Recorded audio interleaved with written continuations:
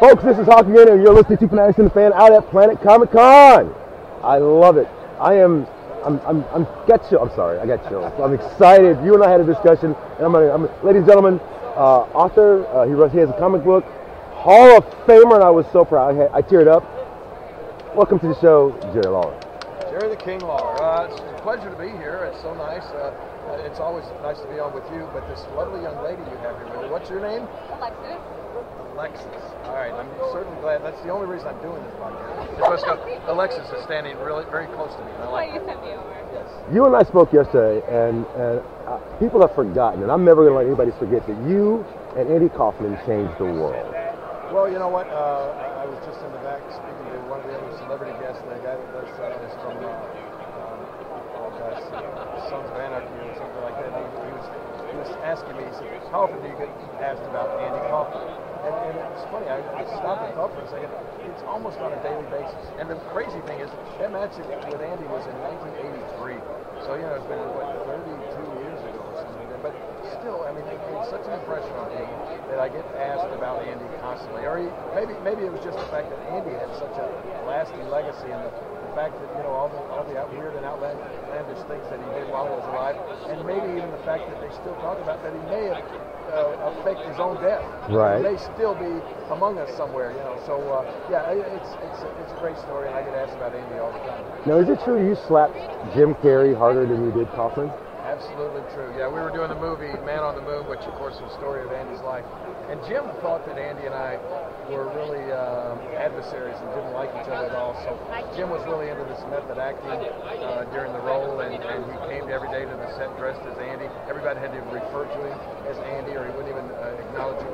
And so, you know, all through the shooting of the movie, he treated me with total disdain, like he just couldn't stand me. So finally, the payback was at the end of the filming for the movie. One of the last scenes we shot was the Letterman stuff, the David Letterman, where I got to slap Andy, or in this case Jim Carrey, on the set of the show. And so I took out all the frustrations that had built up during the filming of the movie, and I literally slapped the taste out of his mouth and knocked him almost into next week. So bad that he got up and told the director, "You better have gotten it on that tape. I can't take another one of those." So tell me about your comic book. What's going on? It's Headlock? Is that what it's called? Yeah, it's Headlock. It's created by this guy standing right over my shoulder here, Mike Kingston. And it's so cool. I do the covers, not the interior artwork, but I do the covers for him. And the cool thing is, it's the first time I've ever seen a comic book that's about, tells the story of a young guy who is an aspiring wrestler. You know, he fell in love with theater when he was young, and then he somehow watched the wrestling match and got into wrestling, and it's the story of following him. Kind of pulls back the curtain and lets you see what goes on the inside of somebody that's really trying to get into the wrestling business, which is very difficult to do. And this comic book kind of follows his trials and tribulations of becoming a professional wrestler. I love it. I love it. So I'm going to ask you, I know you're a geek, and we do a geek show, and my question for the weekend has been, what's everybody's geek? And a lot of people have told me the true answer. What's your geek? What's your behind-the-scenes geek? Oh, my goodness. You know, it's hard to put my finger on any one thing that I am a geek for. I know you also work a lot.